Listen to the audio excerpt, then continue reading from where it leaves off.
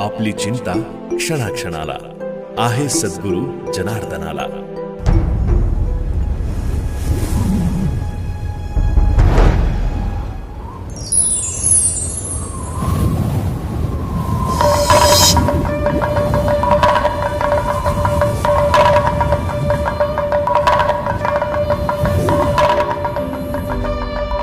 कहते हैं उचित और अहम कारण की वजह से भगवान मनुष्य के रूप में धरती पर जन्म लेकर इस पावन धरती की बिगड़ी हालत को सुधारने और मानवता को आशीर्वाद देने की इच्छा के कारण ही वे इस मृत्यु लोक में अवतार लेते हैं। यदा यदा हि धर्मस्य ग्लानिर्भवति भारत अभ्युत्थानम धर्मस्य तदात्मानम सृजाम्यहम्। भारत संतों की भूमि। संत ज्ञानेश्वर, संत एकनाथ, संत तुकाराम, संत निवृत्तिनाथ, संत नामदेव, संत नरहरि महाराज, संत सावतामाली, ऐसे अनेक महान संतों ने यहाँ जन्म लेकर लोगों का जीवन अपने कार्य से मंगलमय बनाया। निजाम, मुगल और अंग्रेजों के आक्रमण के कारण हिंदुस्तान में अनेक धर्मों का अस्तित्व बढ़ रहा था। जगह जगह पर हिंदू देव देवताओं के मंदिरों को उद्ध्वस्त कर दिया जा रहा था। साल 1914 एक तरफ आजादी की लड़ाई और दूसरी ओर धर्म की लड़ाई। धर्म का मानो अस्तित्व मिट रहा था।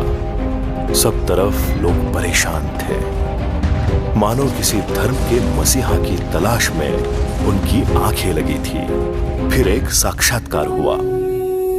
कन्नड़ तालुका गांव टापरगांव, 24 सितंबर 1914। माता म्हालसाई और पिता अप्पा साहब उगले, इनके घर इस महान विभूति ने जन्म लेकर हिंदुस्तान में हिंदू धर्म को पुनर्जीवित किया।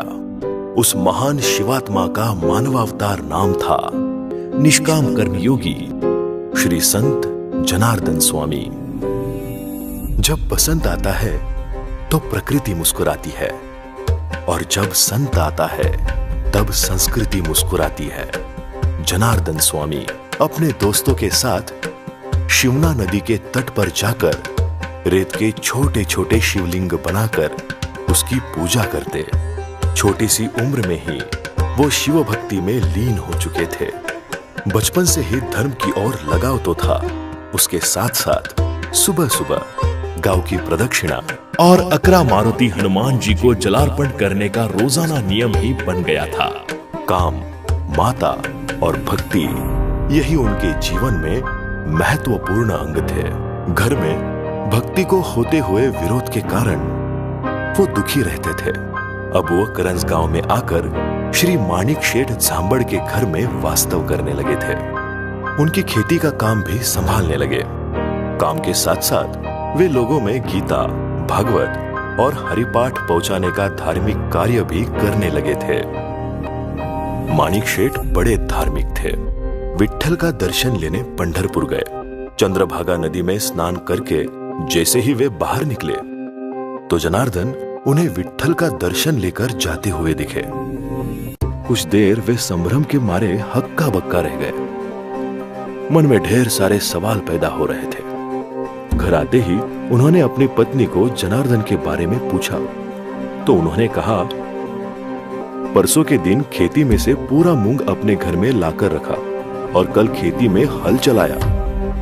उनका जवाब सुनते ही माणिक शेठ हक्का बक्का रह गए। वो समझ गए जनार्दन कोई साधारण इंसान नहीं बल्कि असामान्य योगी पुरुष है। माणिक शेठ पहले वो इंसान थे जिन्होंने जनार्दन को पहली बार बाबा जी कहकर पुकारा। एक दिन बाबा जी कुएं में स्नान करने लगे। उसी वक्त तेज बारिश शुरू हुई, पर बाबा जी स्नान जप में लीन थे। 100 माला जप करने के बाद बाबा जी ने जैसे ही अपना पैर उठाना चाहा तो देखा उनका एक पैर पूरी तरह क्षतिग्रस्त हुआ था। फिर भी उनका भक्ति का नित्य क्रम शुरू रहा। बाबा जी अब वापस दहेगांव आ गए। अब दहेगांव में भी धर्म का काम शुरू किया, पर परेशानियां उनका इम्तिहान ले रही थी। और एक दिन मानो उनकी आत्मा उनके शरीर से बेघर हो गई। माता मालसाई का देहांत हो गया। अब तो उनकी मानो दुनिया ही उजड़ गई। वो अंदर सुल आ गए। 34 वर्ष की उम्र में बाबा जी ने योगाभ्यास, यजुर्वेद, सामवेद और योग अध्ययन पूरा करके तीव्र तपश्चर्या का भी आरंभ कर दिया। एक पैर कमजोर होने के बावजूद बाबा जी रोजाना 18-18 घंटे सिर्फ एक लौंग और एक वाटी दूध पर तप साधना करते रहे। और एक दिन साक्षात्कार हुआ। नागेश्वर मंदिर में आकाशवाणी हुई, बालक, तुम्हारी तपस्या सफल हुई, अब तुम्हें गुरु बनाना होगा। नागा बाबा, उम्र में कम लेकिन बड़े तेजस्वी, बाबा जी ने उन्हीं को अपना गुरु बनाकर उनसे दीक्षा लेकर जीवन का दूसरा अध्याय शुरू किया। पिनाकेश्वर मंदिर जीर्णोद्धार, ऊंचे पहाड़ पर बसा पुराना शिव मंदिर। वक्त के चले उस मंदिर की बुरी दशा हो चुकी थी। बहुत सारे भक्तगण श्रमदान करने वहां आने लगे। अब धर्म की गंगा जाते गांव में बहने लगी थी। तो बाबा जी के मन में एक ख्याल बार बार आता रहा कि यही पिनाकेश्वर मंदिर से भक्तों के लिए अनुष्ठान की परंपरा शुरू करना। अनुष्ठान एक ऐसी विद्या जो जीवन को कल्याणकारी बनाती है, साथ में भगवान की प्राप्ति का रास्ता भी मिलता है। शरीर, मन और बुद्धि के साथ साथ आत्मा की भी शुद्धि हो जाती है। पर धन, परान्न, पर निंदा और परस्त्री, इन चारों का त्याग। वैदिक पर्व काल में सिर्फ ऋषि मुनियों द्वारा की जाने वाली जप, तप और अनुष्ठान प्राचीन परंपरा को आम इंसान तक पहुंचाने का महान कार्य बाबा जी ने शुरू किया। सुबह 4 बजे उठकर ठंडे पानी से नहाकर अनुष्ठान की शुरुआत होती है। 5 बजे नित्य विधि, आरती और गुरु के द्वारा मिलने वाले गुरु मंत्र का जाप शुरू होता है। 7 दिन चलने वाले इस अनुष्ठान में 1.25 लाख जप पूरा होने से एक अनुष्ठान संपन्न होता है। ऐसी धार्मिक मान्यता है। सुबह 4 बजे से रात 10 बजे तक चलने वाले अनुष्ठान से आज लाखों भक्त सुखकर और मंगलमय जीवन व्यतीत कर रहे हैं। लोग अपना दुख लेकर बाबा जी के पास आने लगे। बाबा जी उन्हें भस्म देकर उनकी समस्या का निवारण करते थे। अंदरसुल में की गई तीव्र उपासना, वेद अध्ययन का फल स्वरूप सामने आया और बाबा जी ने नित्य नियम विधि का आविष्कार किया। बाबा जी हमेशा कहते थे, जो घेईल माझी विधि त्याची जाईल आधी व्याधी।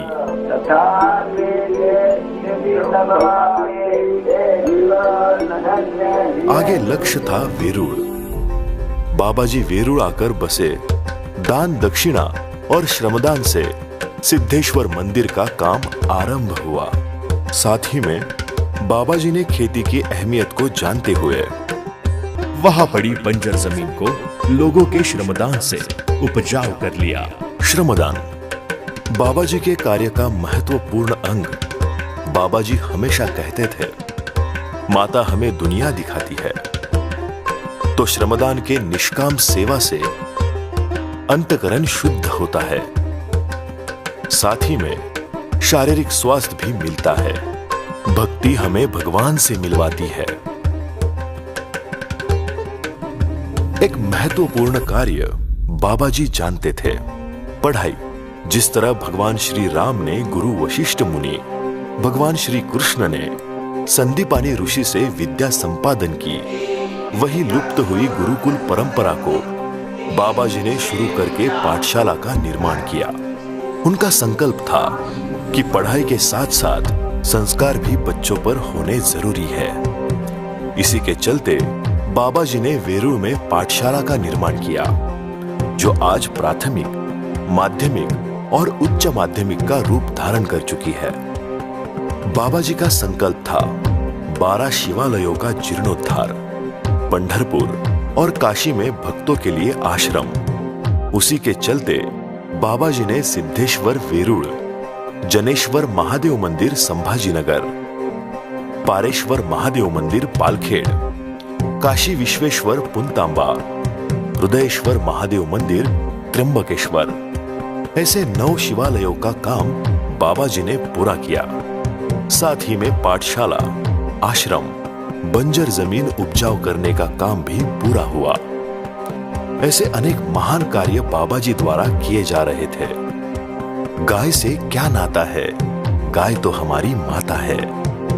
गाय धर्म का प्रतीक। इसी गौ माता के सेवा के लिए आश्रम में एक मंगलमय परंपरा का सूत्रपात हुआ और वेरूळ में गौ सेवा के लिए गौशाला का भी निर्माण बाबा जी ने किया।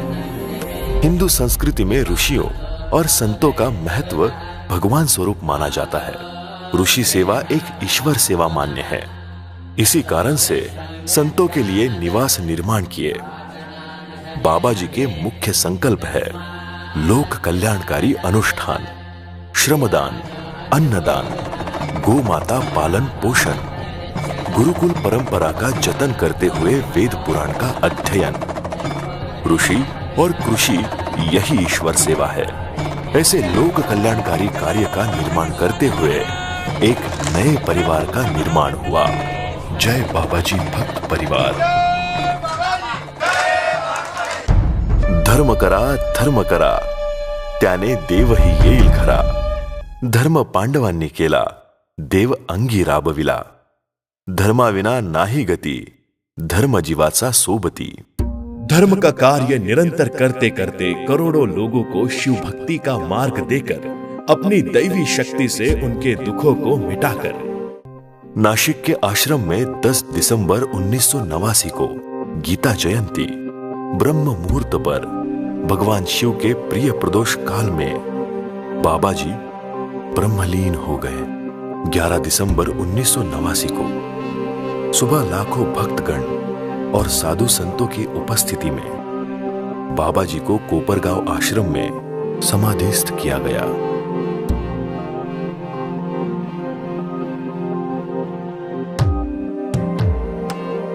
सोलह दिन संपन्न हुए। षोडशी उत्सव के समाप्ति पर बाबा जी के इच्छानुसार पट्टाभिषेक समारोह संपन्न होकर श्री संत परम पूज्य शांतिगिरी जी महाराज को उनका उत्तराधिकारी बनाया गया। साल 1975 नवंबर, त्र्यंबकेश्वर में कुछ लोग एक बालक को बाबा जी के पास लेकर आए। वजह थी उस बच्चे की आंखें चली गई थी। बाबा जी ने बच्चे से नाम पूछा। बाबू। बाबा जी ने विभूति पिलाकर कुछ विभूति आंखों को लगाकर 3 दिन वही रहने को कहा। 3 दिन बाद बाबू की आंखें एकदम ठीक हो गई। माता पिता को मानो आसमान छोटा सा लगने लगा। माता पिता बच्चे को घर ले जाने लगे तो बाबा जी ने कहा, बाबू को यही मेरे पास ही रहने दो। माता पिता कुछ उदास से हो गए। भगवान की लीला उसे इंसान कैसे समझ सकेगा। वही हुआ जो भगवान की इच्छा थी। वही बालक है श्री संत जनार्दन बाबा जी के उत्तराधिकारी, महामंडलेश्वर 1008 साक्षात प्रभु का अवतार स्वामी शांतिगिरी जी महाराज। स्वामी जी ने अपने गुरु की महिमा लोगों तक पहुंचाने का काम शुरू किया। साथ में अपने गुरु का संकल्प पूरा करने का काम भी शुरू हुआ। 8वें पुण्य स्मरण पर स्वामी जी ने बड़ा अनुष्ठान समारोह करने का संकल्प किया। 21,000 अनुष्ठाइयों को अनुष्ठान में सम्मिलित करना था, पर साक्षात्कार हुआ और 21 के बजाय 50,000 अनुष्ठाई अनुष्ठान में बैठे। यही गुरु की लीला थी। स्वामी जी ने 11वें पुण्य स्मरण पर 51,000 अनुष्ठाइयों को बिठाने का संकल्प किया और उसी दिन से मौन व्रत शुरू किया, जो आगे 9 साल तक जारी रहा। विश्व शांति समारोह का आयोजन हो रहा था। इसी के परिणाम स्वरूप गांव-गांव में बाबा जी का कार्य लोगों तक पहुंचने लगा। सिर्फ 2 साल में केवल महाराष्ट्र ही नहीं, बल्कि पूरा भारत बाबा जी के कार्य और महिमा से जुड़ गया। इसका जवाब मिला साल 2000 का विश्व शांति समारोह। 1,45,000 लोगों ने अनुष्ठान का लाभ उठाया तो हजारों भक्तों ने श्रमदान और अन्य धार्मिक कार्यों में सहभाग किया। अनेक संत महंतों ने श्री संत शांतिगिरी जी महाराज के इस महान कार्य को सम्मानित किया और आशीर्वाद देकर शुभकामनाएं भी दी। पूरा विश्व इस समारोह से हक्का बक्का रह गया। जुना पीठाधीश्वर आचार्य महामंडलेश्वर स्वामी अवधेशानंद गिरी जी महाराज ने इस महान कार्य के उपरांत श्री स्वामी शांतिगिरी जी महाराज को महामंडलेश्वर पट्टाभिषेक समारोह में 1008 महामंडलेश्वर पद बहाल किया। साल 2008 में हॉलैंड ने श्री स्वामी विवेकानंद अंतर्राष्ट्रीय हिंदू पुरस्कार से विश्व शांति दूत का खिताब वर्ल्ड पीस सेंटर सिंगापुर ने देकर स्वामी जी को सम्मानित किया। श्री संत स्वामी जनार्दन स्वामी जी के संकल्पानुसार स्वामी जी ने 3 मंदिरों का जीर्णोद्धार किया। उसमें नर्मदेश्वर महादेव मंदिर शिवपुरी, रुद्राएश्वर महादेव मंदिर नीमगांव और अमृतेश्वर महादेव मंदिर टुनकी। साथ ही साथ अपने गुरु के इच्छानुसार पंढरपुर और काशी में आश्रम का भी कार्य पूरा किया। अपने गुरु के कार्य को बढ़ाते हुए स्वामी जी ने एलोरा प्राथमिक, माध्यमिक, उच्च माध्यमिक, टुनकी, संवतगांव, महलगांव, उपखेड़ और वाराणसी उत्तर प्रदेश श्री संत जनार्दन स्वामी गुरुकुल का भी कार्य संपन्न किया। यहाँ छात्रों को शिक्षा के साथ साथ आध्यात्मिक शिक्षा के चलते संस्कार शिक्षा भी मिलती है। उम्र के 17 साल से शुरू किया हुआ सिर्फ फलाहार का व्रत पिछले 45 साल से निरंतर चल रहा है। ब्रह्म मुहूर्त पर उठकर स्नान आदि कर स्वामी जी योगाभ्यास और प्राणायाम करते हुए 5 बजे नित्य नियम विधि पूर्ण करके अपने गुरु के बताए हुए श्रमदान कार्य को पूरा कर 9 बजे स्वामी जी का पूजा, हवन, अग्नि कार्य संपन्न होता है। 9 बजे से शुरू होता है लोगों का दुख निवारण कार्य जो 1 बजे तक निरंतर चलता है। 1 बजे लोगों के दर्द का निवारण कर 1 बजे फिर से स्नान कर स्वामी जी हवन कार्य में जुट जाते हैं। आरती और सत्संग का आयोजन होता है।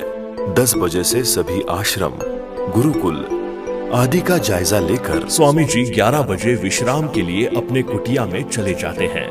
आपली चिंता क्षणा क्षणाला आहे जगत गुरु स्वामी शांतिगिरींना। इस व्यस्तता के चलते स्वामी जी ने अपने गुरु के आशीर्वाद से 62 आश्रम, 7 गुरुकुलों का निर्माण किया।